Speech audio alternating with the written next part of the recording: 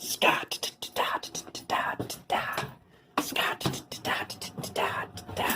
Holy Scott. Welcome to Red's Workshop. Hello there, guys, gals, and automobiles of the internet. How are you? Hope you're doing well. If not, that sucks, doesn't it? Pussy. I'm kidding. No, I hope things get better. In the meantime, I got myself a little Christmas birthday gift here. There will be more incoming soon of things that I bought myself for the holiday season.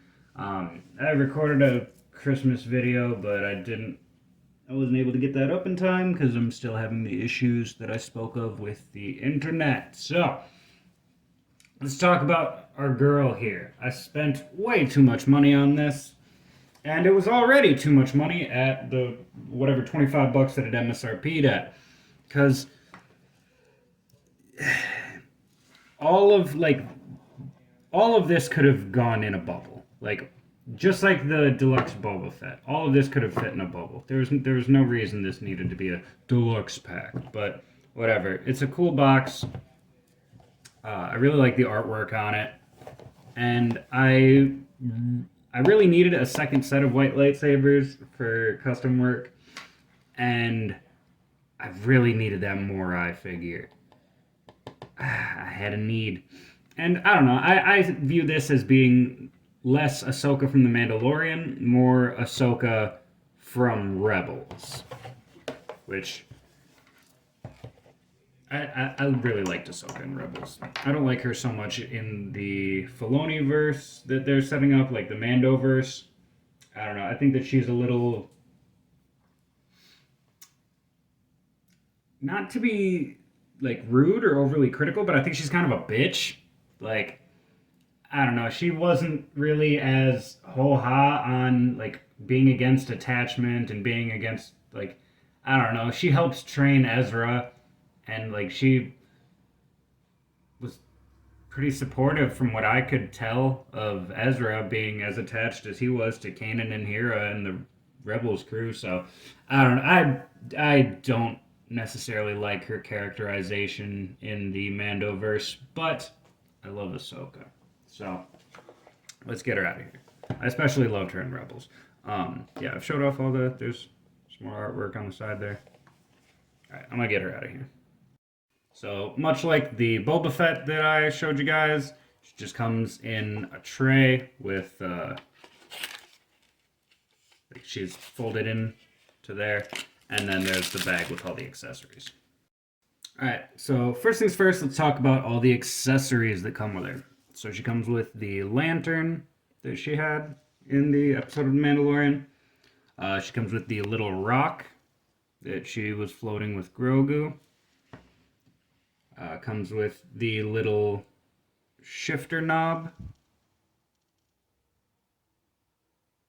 that Grogu likes to play with. There we go.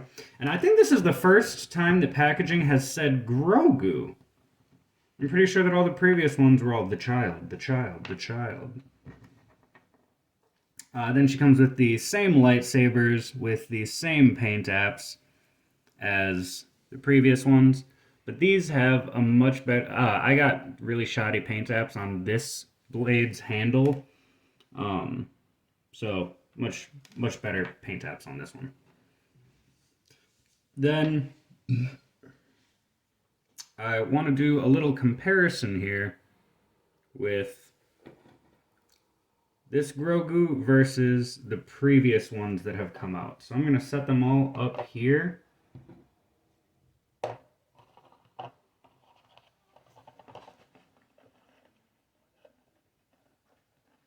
Okay. So the new one, you can tell by the way that the robes are folded and everything and how much shorter he is.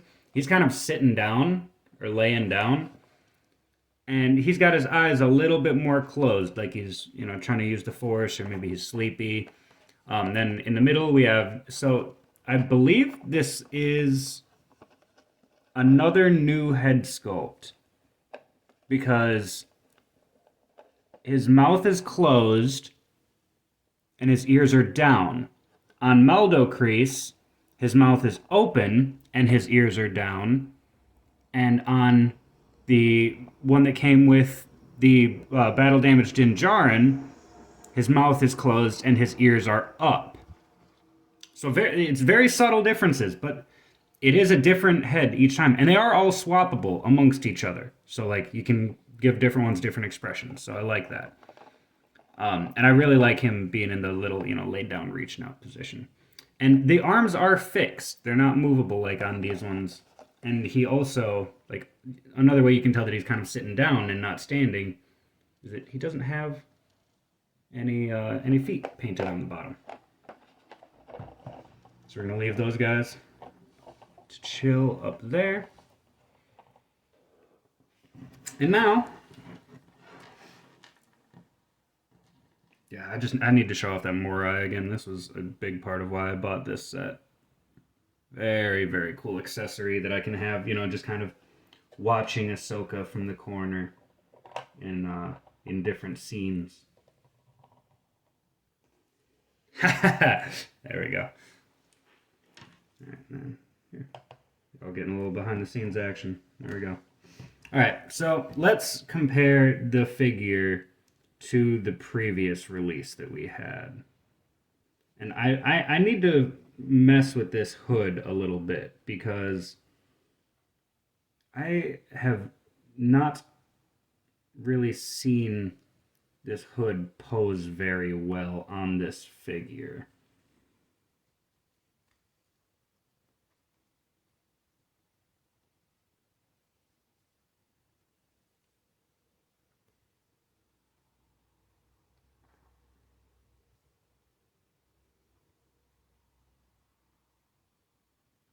Yeah, it does not sit on her head very well. And like, I don't know, I feel like whenever she wears the hood in Rebels or The Mandalorian, I feel like her hood is shaped. Oh, yeah, the cloak is kind of folded up under itself. There we go. Get that down there. Yeah, really, really nice cloak, but it just, like, the hood does not want to sit properly on the head. And like I was trying to say, I feel like whenever she wears the hood, you can see her horns, head tails, whatever you want to call them. I feel like you can see them, the outline of them in whatever hood she's wearing, but you can't really see that with this. See, I'm trying really hard to get this hood to cooperate, but it just does not want to. Yeah, so I don't think that I will be posing her with the hood up very often since it's such a struggle to get it to look decent. You really gotta see. I don't know, maybe I'll put some blue tack in the hood, see if that helps. I've seen people do that with older Jedi robes and stuff like that. I mean, I guess that's not too bad. But the body is just the exact figure that I've already reviewed. So go check that video out. I don't think they've changed anything at all. Here, I'm gonna grab her sabers and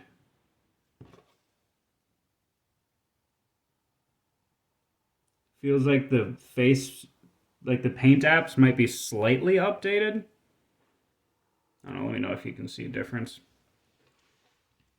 Yeah, the body's the same, legs are the same, boots are the same. Yeah, I feel like they had a bunch of Ahsokas left over and were like, we'll just pack it in with some stuff and we'll say that we designed something new. Because I don't know, it's fine. It's a very nice figure. I don't dislike it at all, but I'm gonna have a lot of fun, posing her, playing with her with my other figures. So, here, one sec. All right, well, there we go. That has been the quote-unquote deluxe Ahsoka Tano and Grogu pack. Um, I I like the Grogu. I love the Morai. The Lantern is a cool inclusion. The Rock and the Ball are kind of whatever. I don't know. I wish that like maybe the ball could come off of the stand and Grogu could hold it in his hand or something. I already glued a little metal ball bearing to one of the extra Grogus that I had hand, and their arms pop off, so I can give it to other ones as well. So I don't know. A ball bearing will do you what that fucking did, or you can buy a metal BB for a BB gun, something like that, and it'll do exactly what that does. So I don't know. Uh, and the cloak, it's nice to have the hood on it, unlike the Ray Island Journey one. But I mean, when the hood is barely usable, I don't really mind not having it if it's just not gonna work when I do have it. So yeah, all in all, I spent way too much money on this pack. I would not buy it unless you desperately need the display pieces. Um, it's a nice pack. Like, please don't get me wrong. I don't dislike the items that I received. I paid some scalper tax, and it was already some fucking scalper tax calling this a deluxe pack. So I don't know. I really don't think that you should buy it for more than MSRP if you can help it. But I've done enough rambling. Let me know what you guys think down below. Did you buy this? Do you like the accessories? Do you think it's worth the extra fucking $10 they charged us?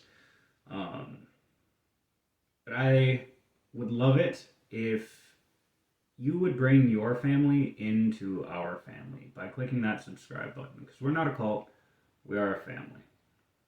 I love you guys. Please, please, please do me a solid and take care of each other. Take care of yourselves. And I'll see you in the next one. Bye.